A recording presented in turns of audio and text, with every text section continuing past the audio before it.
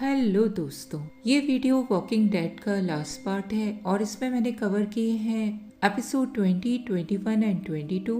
Video की शुरुआत करने से पहले मैं आपको याद दिलाना चाहूंगी कि अगर आपने मेरे चैनल को अभी तक सब्सक्राइब नहीं किया है तो कर लीजिए और जो बेल आइकॉन है उसे प्रेस करना मत भूलिएगा ताकि आपको मेरी आने वाली वीडियोस के अपडेट्स मिलते रहें। एपिसोड की शुरुआत में दिखाया जाता है कि यूजीन, एजेकिल, प्रिंसेस और यूमिको सोल्जर्स के सामने सरेंडर कर चुके थे। यूमिको उन लोगों का सामना करने की कोशिश करती है लेकिन सोल्जर्स इस बात पर उसे बुरी तरह से मारते हैं। प्रिंसेस को वहीं मौजूद एक ट्रेन कार में बंद कर दिया जाता है। प्रिंसेस को बाहर से आती हुई कई आवाजें सुनाई देती है और वो डर के एक ट्रेन कार के कोने में छिप जाती है।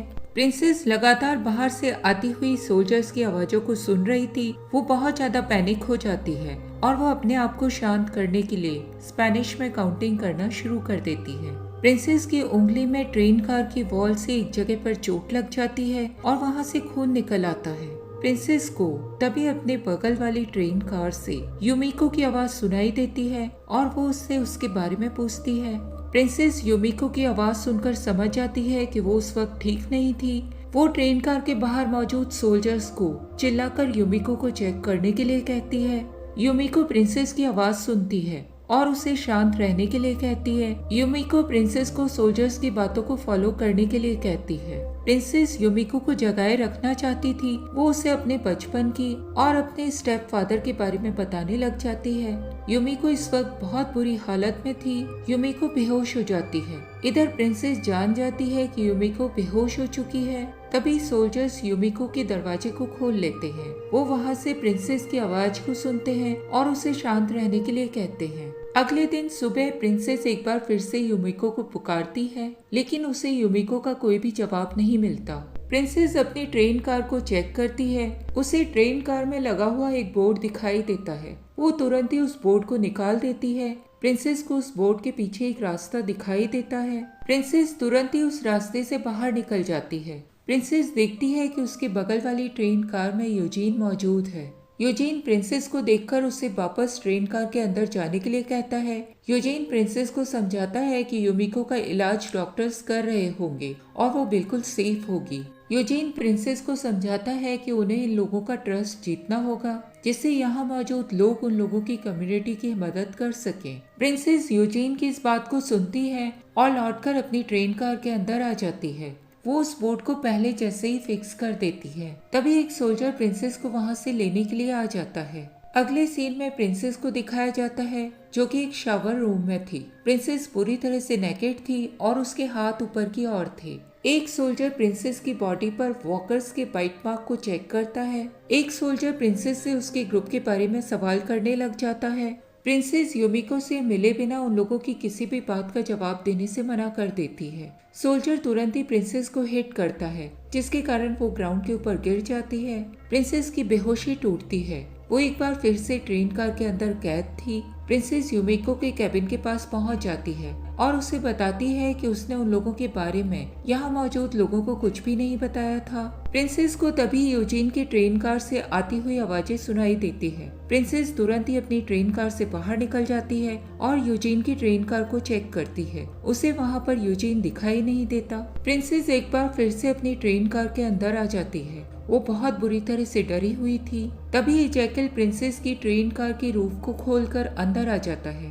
एजेकिल प्रिंसेस को वहाँ से भागने के लिए कहता है। प्रिंसेस यूमिको और यूजीन को वहाँ छोड़कर भागने के लिए तैयार नहीं होती। एजेकिल प्रिंसेस को समझाने की कोशिश करता है कि वो लोग यहाँ मौजूद सोल्जर्स के ऊपर ट्रस्ट नहीं कर सकते। तभी उसे बाहर के लैच खुलने की आवाज सुनाई देती है और वो एक तरफ छिप जाता है। एक सोल्जर प्रिंसेस की ट्रेन कार में खाना लेकर अंदर आ जाता है। एजेकिल उस सोल्जर के ऊपर पीछे से हमला कर देता है और उसे बेहोश कर देता है। एजेकिल उस सोल्जर की गन को ले लेता है और उसके हाथ बांध देता है। सोल्जर के होश में आने के बाद एजेकिल उससे पूछता है कि उसके दोस्त कहाँ हैं और किस हालत में हैं। सोल्जर एजेकिल को बताता है कि यूमिको की प्रॉपर मेडिकल केयर की जा रही है और उनकी कम्युनिटी के लोग उन लोगों की मदद करना चाहते हैं। एजेकिल उस सोल्जर के ऊपर बहुत ज्यादा गुस्सा हो जाता है और वो उसे बुरी तरह से मारने लग जाता है। प्रिंसेस उस सोल्जर की हालत देखकर बहुत बुरी तरह से चिल्लाने लग जाती है।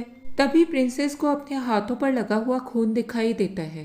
प्रिंसेस उस मोमेंट पे रियलाइज करती है कि उसे जैकल, यूजीन और यूमिको अपने इमेजिनेशन में दिखाई दे रहे थे और वो खुद वहाँ मौजूद सोल्जर को बहुत बुरी तरह से मार रही थी। प्रिंसेस तुरंत ही वहाँ से बाहर निकलकर ट्रेन यार्ड में आ जाती है। तभी प्रिंसेस को एक बार फिर से हेलुसिनेशन होने लग जाते हैं। उसे इजैकल बहुत सारे वॉकर्स के साथ बाहर निकलता हुआ दिखाई देता है। इजैकल भी प्रिंसेस को देख लेता है और वो उसके पास आ जाता है। इजैकल प्रिंसेस को उसके स्टेपफादर की याद दिलाता है और उसे वहाँ से भागने के लिए कहता है। प्रिंसेस इजैकल की एडवाइस को इग्नोर करती है और अपने साथियों की मदद करने के लिए चली जाती है। प्रिंसेस तुरंत ही ट्रेन कार में उस सोल्जर के पास लौट कर आ जाती है और वो उससे बात करके उसके हैंडकफ्स को खोलने के लिए तैयार हो जाती है। सोल्जर प्रिंसेस से बात करने के बाद उसकी मदद करने के लिए तैयार हो जाता है। सोल्जर प्रिंसेस से अपनी गन वापस मांगता है। प्रिंसेस उस सोल्जर को उसकी गन वापस दे देती है और वो उससे ये भी कहती है कि वो उसके बॉस के सभी क्वेश्चंस का आंसर देने के लिए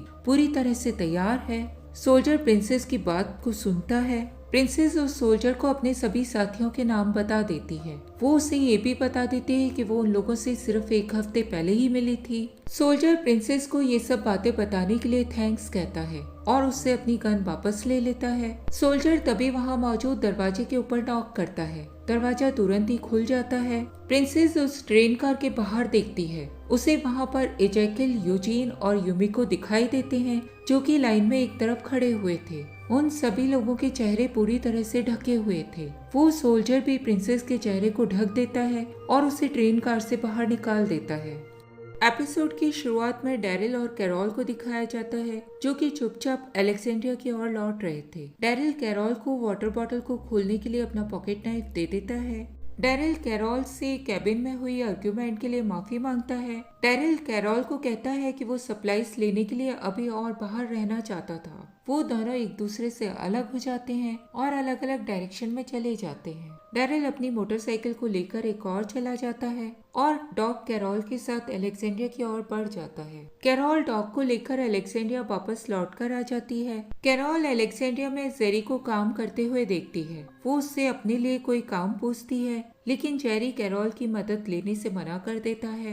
कैरोल क्योंकि जेरी की मदद करना चाहती थी, वो लंच में जेरी के लिए एक सूप बनाने की प्लानिंग करती है और इस बारे में जेरी से बात करती है। जेरी कैरोल को वार्न करता है कि अलेक्जेंड्रिया में उस वक्त इलेक्ट्रिसिटी नहीं थी और वो इलेक्ट्रिसिटी के बिना सूप नहीं बना सकती थी। इधर डैरिल अपनी मोटरसाइकिल से जंगल के अंदर जा रहा था, तभी उसकी मोटरसाइकिल खराब हो जाती है। डैरिल अपनी मोटरसाइकिल को वहीं छोड़ देता है और उसके स्पेयर पार्ट की खोज में आसपास निकल जाता है। इधर अलेक्जेंड्रिया में कैरोल सूप बनाने की सभी चीजों को कलेक्ट करती है और सूप बनाना शुरू कर देती है। कैरोल को तभी डॉग के जोर से चिल्लाने की आवाज सुनाई देती है। वो तुरंत ही लिविंग रूम में जाकर डॉग को चेक करती है। वो देखती है कि डॉग एक रैट को पकड़ने की कोशिश कर रहा था। कैरोल डॉग को बहुत जोरों से डांटने लग जाती है और वो रूम को क्लीन करने लग जाती है। डॉग रैट का अभी भी पीछा कर रहा था। वो तुरंत ही दौड़कर पेंट्री में चला जाता है और वहाँ पहुंचकर दीवार के अंदर मौजूद रैट को पकड़ने की कोशिश करने लग जाता है। कैरोल तुरंत ही पेंट्री के अंदर चली जाती है और वो डॉग को वहाँ से बाहर निकाल देती है। इसके बाद कैरोल रैट को पकड़ने के लिए एक ट्रैप तैयार करती है।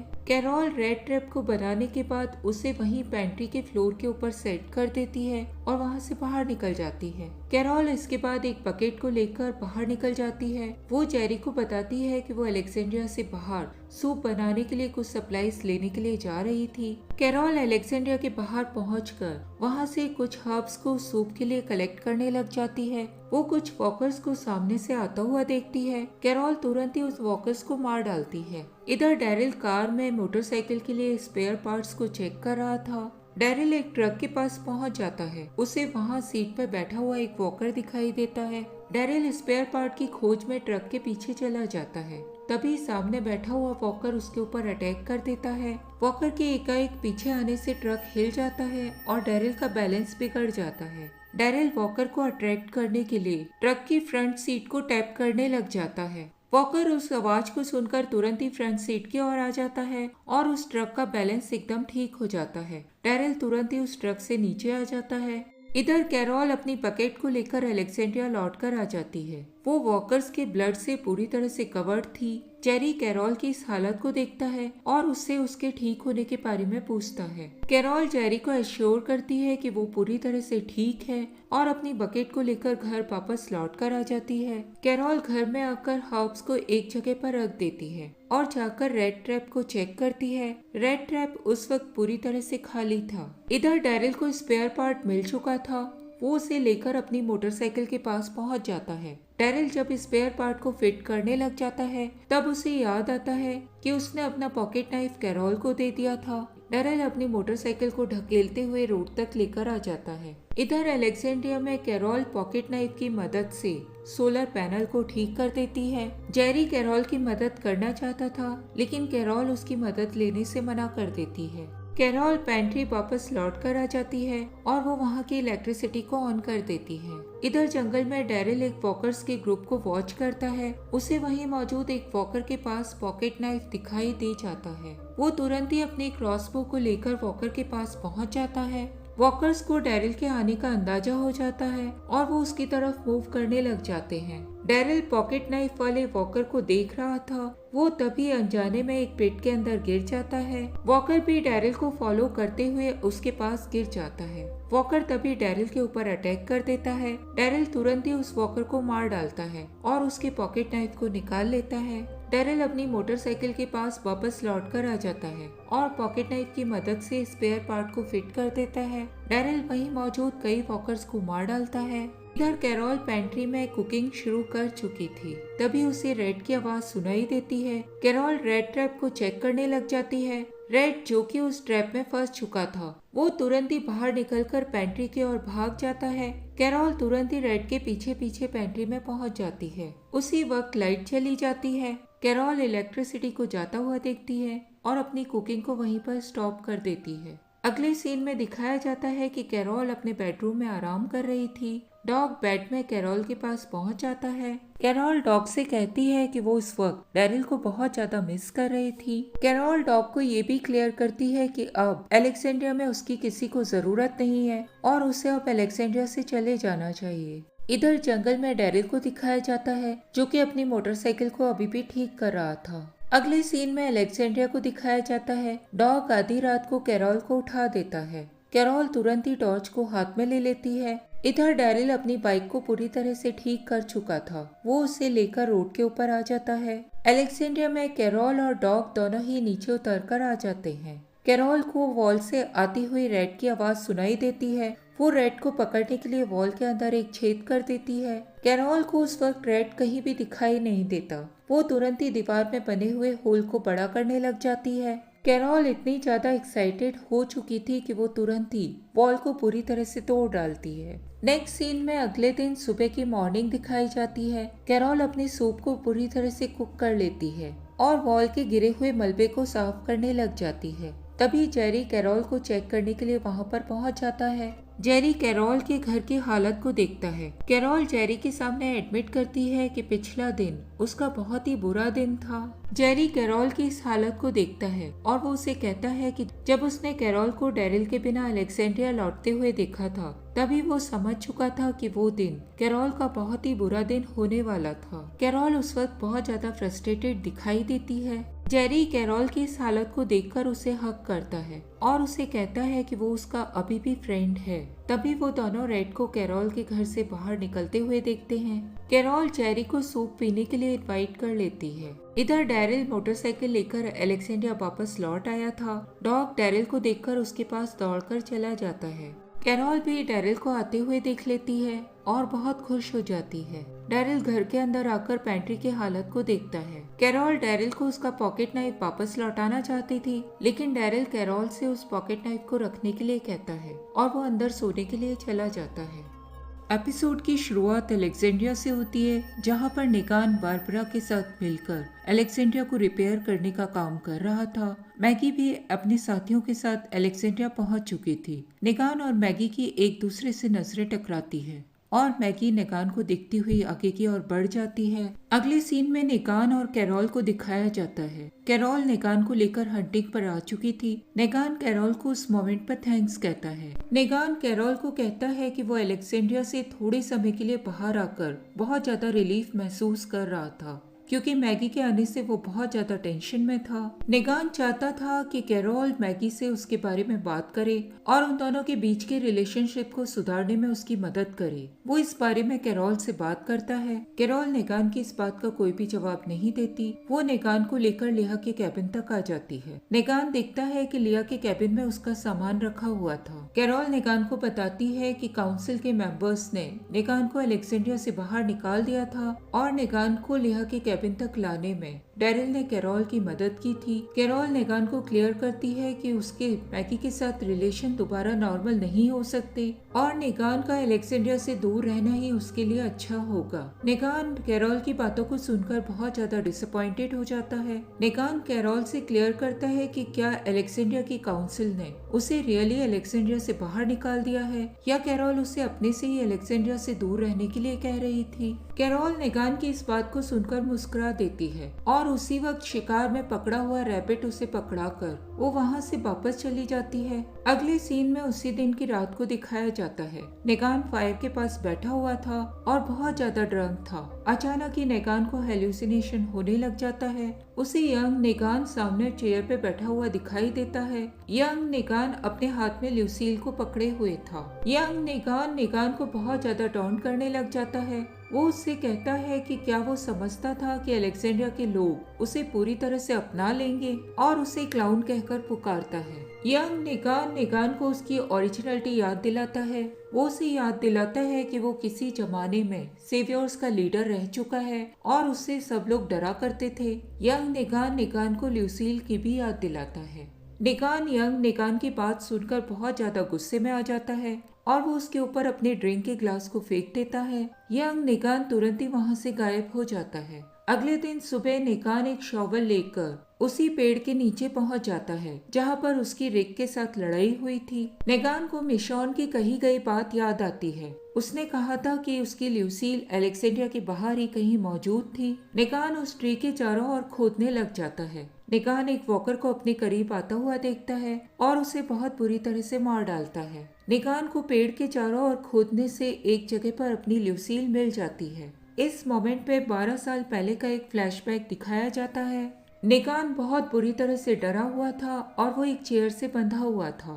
निगान अपने सामने खड़े हुए लोगों से कह रहा था कि वो लोग उसे जाने दें क्योंकि उसकी वाइफ को कैंसर है और उसे दवाइयों की सख्त जरूरत है। निगान को उस वक्त एक आदमी क्रेवेन ने पकड़ रखा था। वो निगान से कीमोथेरेपी ड्रग्स के बारे में जान चुका था और अपने बाइकर्स को उन ड्रग्स के और डॉक्टर्स की खोज में भेज चुका था। उसके सभी साथी खाली हाथ लौट कर आए थे और वो निगान के डॉक्टर के बारे में गलत जानकारी देने से बहुत ज्यादा गुस्से में था। निगान क्रेवेन को समझाने की कोशिश करता है कि वो बिल्कुल ठीक था और डॉक्टर्स अपनी गाड़ी के साथ कहीं और मूव कर गए होंगे, लेकिन क्रेवेन निगान की बातों पर बिलीव नहीं करता। क्रेवेन को पूरी तरह से भरोसा था कि अगर डॉक्टर्स कीमोथेरेपी ड्रग कैरी कर रहे थे तो उन लोगों के पास और भी वैल्यूएबल ड्रग्स होनी चाहिए थी और वो उन्हीं ड्रग्स को उनसे लेना चाहता था। निगान के हाथ पीछे बंधे हुए थे। उसका हाथ चेयर के पीछे एक लूज स्क्रू पर पड़ जाता है और निगान उस स्क्रू को खोलना शुरू कर देता है। क्रेवेन निगान को कहता है कि अगर वो उसे डॉक्टर्स की लोकेशन की सही जानकारी दे देगा तो वो उसे कीमोथेरेपी ड्रग्स के साथ उसकी वाइफ के पास लौटने की परमिशन दे देगा और अगर निगान उसे गलत पता बताएगा तो वो उस पूरी ड्रग को टॉयलेट के अंदर फ्लश कर देगा। क्रेवेन निगान को बहुत बुरी तरह से मारने लग जाता है। निगान उस मोमेंट पे क्रेवेन से प्रॉमिस करता है कि वो उन डॉक्टर्स की सही लोकेशन उसको बता देगा। क्रेवेन अपने आदमी को इशारा करता है और वो आदमी कीमोथेरेपी ड्रग को वापस कूलर के अंदर रख देता है। निगान क्रेवेन को बताता है कि वो डॉक्टर्स के बारे में बिल्कुल ठीक कह रहा था और वो बहुत हफ्तों से डॉक्टर्स का पीछा कर रहा था। निगान क्रेवेन को बताता है कि उसका डॉक्टर्स से 2 या 3 दिन पहले ही सामना हुआ था। एपिसोड में इसके बाद 2 या 3 दिन पहले की घटना दिखाई जाती है। निगान एक पिस्टल को पकड़े हुए एक आरवी तक पहुंच चुका था। उसका सामना वहां पर 2 गार्ड से होता है। निगान उन गार्ड्स को अपनी गन डाउन करने के लिए कहता है। तभी डॉक्टर फ्रैंकलिन निगान के सामने पहुंच जाता है। निगान देखता है कि वो अभी तक जिन्हें गार्ड समझ रहा था वो डमी थे। तभी लॉरा वहां पर पहुंच जाती है और वो बेसबॉल बैट से निगान को हिट करती है। निगान की बेहोशी टूटती है। वो उस वक्त आरवी वैन के अंदर की चेयर पे बंधा हुआ था। उस मोमेंट पे नेगान और फ्रैंकलिन एक दूसरे को अपना इंट्रोडक्शन देते हैं। फ्रैंकलिन देखता है कि नेगान एक इनोसेंट पर्सन है। वो उसे आजाद कर देता है और उसे खाने के लिए कुछ देता है। फ्रैंकलिन नेगान को बताता है कि उसे वो बहुत ज्यादा डिहाइड्रेटेड और एग्जॉस्टेड दिखाई दे रहा था। फ्रैंकलिन देख चुका था कि नेगान अपने हाथ में एक खाली गन को पकड़े हुए था। वो उससे वैन के ऊपर हमला करने के बारे में बात करता है। नेगान फ्रैंकलिन को बताता है कि उसकी वाइफ को कैंसर है और उसे लगातार कीमोथेरेपी ड्रग्स की जरूरत है। वो उन्हीं ड्रग्स को लेने के लिए उस आरवी वैन के पास आया था। फ्रैंकलिन के पूछने पर नेगान उसे बताता है कि वो एपोकैलिप्स से पहले एक हाई स्कूल जिम टीचर था। नेगान ने एपोकैलिप्स के बाद खुद ही कीमोथेरेपी ड्रग को इन्फ्यूज करना सीख लिया था और वो अपनी वाइफ के इलाज को अधूरा नहीं छोड़ना चाहता था। इसीलिए वो उन ड्रग्स की कंटिन्यूस खोज करता रहता था और अपनी वाइफ ल्यूसील का कंटिन्यू इलाज कर रहा था।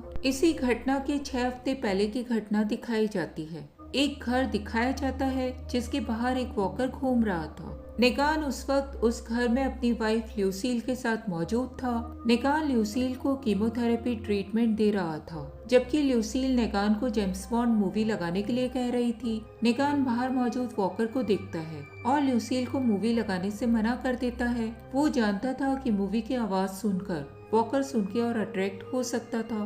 ल्यूसील नेगान को बाहर मौजूद वॉकर को मारने के लिए कहती है। नेगान ल्यूसील की बात सुनकर हेसिटेट हो जाता है। वो सिर्फ वॉकर को वहाँ से हटाने के लिए कुछ देर के लिए जनरेटर बंद करना चाहता था। नेगान पूरी कीमोथेरेपी ड्रग को फ्रीजर के अंदर रखकर वहाँ पर एक थर्मामीटर रख देता है और वो उस मोमेंट पे जनरेटर को बंद कर देता है। नेगान ल्यूसील को एक कहानी सुनाने लग जाता है, पर ल्यूसील उसकी कहानी से बहुत जल्दी ही बोर हो जाती है। इधर वॉकर उस घर के दरवाजे को तोड़कर अंदर आ चुका था। ल्यूसील नेगान का उस वॉकर की ओर ध्यान दिलाती है। नेगान तुरंत ही एक नाइफ लेकर वॉकर को मारने के लिए बाहर पहुंच जाता है। नेगान वॉकर की आइस में स्टैब करता है, लेकिन वो देखता है कि वॉकर उस स्टैब से नहीं मरा था। ये देखकर नेगान बहुत ज्यादा फ्रस्ट्रेट हो जाता है। तभी ल्यूसील वहां पहुंचकर अपनी गन से उस वॉकर को मार डालती है। ल्यूसील देखती है कि वॉकर को मारने के बाद उसकी पिस्टल अब खाली हो चुकी है। ल्यूसील वॉकर को मारने के बाद नेगान को जनरेटर ऑन करने के लिए कहती है और वो उससे जेम्स बॉन्ड की मूवी लगाने के लिए कहती है। नेगान जनरेटर के फ्यूल लेने के लिए बाहर चला जाता है। उसे एक जगह बहुत सारी गाड़ियां दिखाई देती है। वो एक कार से साइफन यूज करके पेट्रोल निकालने की कोशिश करता है। उसी कार के डैशबोर्ड से नेगान को कुछ वीड्स मिल जाती हैं। नेगान उस वीड्स को लेकर ल्यूसील के पास लौट कर आ जाता है और उसे पेन रिलीव करने के लिए वीड्स दे देता है। ल्यूसील जानती थी कि अब उन लोगों को जनरेटर को चालू करने के लिए फ्यूल की लगातार जरूरत पड़ेगी और क्योंकि आसपास के एरियाज पूरी तरह से खाली हो चुके थे, इसीलिए नेगान को अब बहुत दूरी पर जाना पड़ेगा। नेगान ल्यूसील को समझाने की कोशिश करता है कि वो चिंता ना करे, नेगान सब चीजें मैनेज कर लेगा। ल्यूसील नेगान को कहती है कि नेगान अकेला पड़ जाएगा और उन लोगों को अब वहाँ से बाहर निकलकर कुछ लोगों की मदद ले लेनी चाहिए। नेगान ल्यूसील को समझाता है कि उस वक्त ल्यूसील अपने ट्रीटमेंट के आखिरी स्टेज में है और उसे उसके ट्रीटमेंट को खत्म करने की सबसे ज्यादा जरूरत है, जिससे ल्यूसील के अंदर थोड़ी सी स्ट्रेंथ आ जाएगी और उसी के बाद वो लोग बाहर निकलकर बाकी लोगों की खोजबीन कर सकते थे। नेगान ल्यूसील को खुश करने की कोशिश करता है। वो उस मोमेंट पर ल्यूसील को कहता है कि वो बहुत ज्यादा ब्यूटीफुल है। इसी तरह नेगान और ल्यूसील को एक दूसरे के साथ टाइम स्पेंड करते हुए बहुत दिन बीत जाते हैं। एक दिन ल्यूसील अपने खाने के लिए डॉग फूड का केन खोलती है। तभी नेगान को एक वॉकर के बाहर आने का आभास हो जाता है। नेगान उस वॉकर को देखकर एक बार फिर से हेजिटेट हो जाता है। ल्यूसील नेगान को कहती है कि वो जिंदा आदमी नहीं है, जिसके कारण नेगान उसे मारने में इतना ज्यादा संकोच कर रहा था। नेगान ल्यूसील को कहता है कि वो वॉकर्स को मारने से नहीं डरता, लेकिन वो वॉकर्स को मारने की अपनी हैबिट बनाने से बहुत ज्यादा डरा करता है। ल्यूसील नेगान की इस बात को सुनती है और वो उस वक्त जनरेटर ऑफ करने के लिए मान जाती है। अगले सीन में नेगान और ल्यूसील को एक साथ डिनर करते हुए दिखाया जाता है। ल्यूसील नेगान को उस वक्त एनिवर्सरी विश करती है और उसे एक गिफ्ट दे देती है। ल्यूसील नेगान को क्लियर करती है कि वो नहीं जानती कि उस दिन कौन सा दिन था, लेकिन वो उस मोमेंट पे अपनी एनिवर्सरी सेलिब्रेट करना चाहती थी और इसीलिए वो नेगान को उस गिफ्ट को दे रही थी। नेगान उस बैग को देखकर बहुत ज्यादा खुश हो जाता है। उस बैग में एक लेदर जैकेट थी। ल्यूसील नेगान को क्लियर करती है कि उसने ये जैकेट पहले संभाल कर रखी हुई थी और नेगान के कहने के बावजूद उसने उस जैकेट को रिटर्न नहीं किया था। ल्यूसील नेगान से माफी मांगती है कि उसने क्रेडिट बिल की परवाह न करते हुए बहुत महंगी जैकेट खरीद ली थी। नेगान उस जैकेट को देखकर बहुत ज्यादा खुश हो जाता है। वो ल्यूसील से कहता है कि वो जैकेट डिजर्व नहीं करता था और ल्यूसील को उससे माफी मांगने की जरूरत नहीं है। माफी तो नेगान को ल्यूसील से मांगनी चाहिए थी क्योंकि उसके कारण ल्यूसील ने बहुत कुछ झेला था। ल्यूसील नेगान को क्लियर करती है कि वो उसे बहुत ज्यादा पसंद करती है और वो नेगान को इसी रूप में हमेशा देखना चाहती थी। अगले सीन में अगले दिन मॉर्निंग का समय दिखाया जाता है। नेगान का जनरेटर रात से ही ऑफ था और बाहर से आती हुई सनलाइट के कारण फ्रीजर की पूरी आइस पिघल चुकी थी। नेगान देखता है कि उसमें मौजूद कीमोथेरेपी ड्रग पूरी तरह से बर्बाद हो चुकी थी। नेगान ल्यूसील से इस बारे में बात करता है और उसे बताता है कि उसने कुछ समय पहले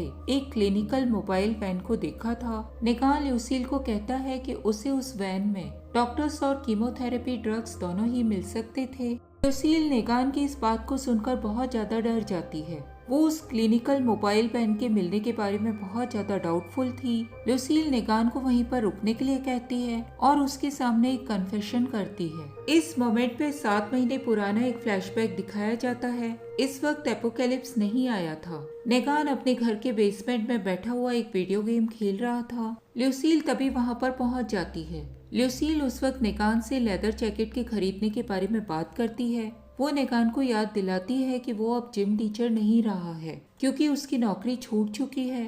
नेगान ल्यूसील को उस वक्त समझाने की कोशिश करता है कि वो बहुत जल्दी ही अच्छा जॉब खोज लेगा। ल्यूसील उस वक्त नेगान के सामने लेदर जैकेट को लौटाने की बात करती है और नेगान उसकी ये बात सुनकर बहुत ज्यादा गुस्सा हो जाता है। वो तुरंत ही वीडियो गेम को खेलने लग जाता है। डिनर के समय ल्यूसील नेगान को याद दिलाती है कि उसकी डॉक्टर से अगले दिन मीटिंग है और वो चाहती है कि नेगान उसे क्लिनिक से वापस घर लेकर आए। नेगान ल्यूसील को उस वक्त क्लियर करता है कि उसकी एक ऑफिसर के साथ उसी वक्त मीटिंग थी और वो उसको क्लिनिक में ज्वाइन नहीं कर सकता था। नेगान किसी तरह से उस वक्त ल्यूसील को कन्विंस कर लेता है। अगले दिन ल्यूसील अपनी एमआरआई करवाने के लिए जाती है। एमआरआई में रिवील होता है कि ल्यूसील को कैंसर था।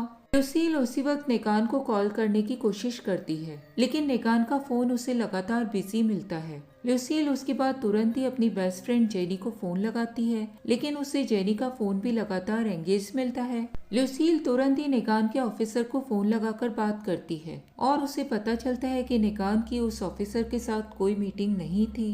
जेनी और नेगान के लगातार कॉल के बिजी होने के कारण ल्यूसील समझ जाती है कि वो दोनों एक दूसरे से बात कर रहे थे। उस मोमेंट पे ल्यूसील को रियलाइज होता है कि नेगान का उसकी बेस्ट फ्रेंड जेनी के साथ अभी तक अफेयर चल रहा था। अगले सीन में दिखाया जाता है कि नेगान घर वापस लौट कर आ जाता है। ल्यूसील घर में नेगान का वेट कर रही थी। उसने अपने एक हाथ में गन पकड़ी हुई थी और उसके एक हाथ में कैंसर का ब्रोशर था। नेगान ल्यूसील को देखकर समझ जाता है कि कुछ गड़बड़ हो चुकी है। ल्यूसील नेगान को अपने कैंसर के बारे में बताती है और गन उठा लेती है। एपिसोड एक बार फिर से प्रेजेंट में आता है। ल्यूसील नेगान को बताती है कि वो उसके और जेनी के अफेयर के बारे में बहुत पहले से जान चुकी थी। नेगान उसी वक्त ल्यूसील को बताता है कि जैसे ही उसे ल्यूसील के कैंसर के बारे में पता चला उसने जेनी से अपने रिलेशनशिप को खत्म कर दिया था और वो तब से लगातार ल्यूसील के साथ ही है। ल्यूसील नेगान को कहती है कि वो उसके साथ ही रहना चाहती है और वो उससे बहुत ज्यादा प्यार करती है। नेगान ल्यूसील को समझाने की कोशिश करता है।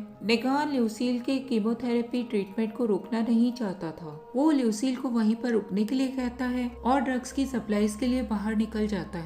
अब एपिसोड में आईवी वैन को दिखाया जाता है जहाँ पर नेगान फ्रैंकलिन के साथ मौजूद था। नेगान लगातार 6 हफ्तों से उन लोगों का पीछा कर रहा था। फ्रैंकलिन नेगान को कहता है कि वो उसके नोट को पढ़ चुका है और वो लॉरा को वेयरहाउस से कीमोथेरेपी ड्रग लाने के लिए भेज चुका था। लॉरा वहाँ पर कीमोथेरेपी ड्रग्स लेकर पहुँच जाती है। फ्रैंकलिन नेगान को कहता है कि उसके पास इस वक्त बहुत सारी कीमोथेरेपी ड्रग्स मौजूद हैं और वो हमेशा नेगान की सहायता करने के लिए तैयार है।